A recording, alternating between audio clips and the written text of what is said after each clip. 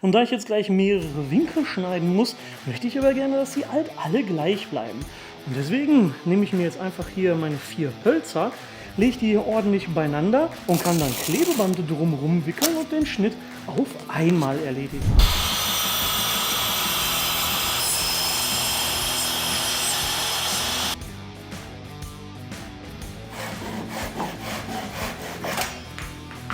Jetzt kann ich mir hier mein Gesamtmaß anzeichnen und die Beine auf die richtige Länge bringen.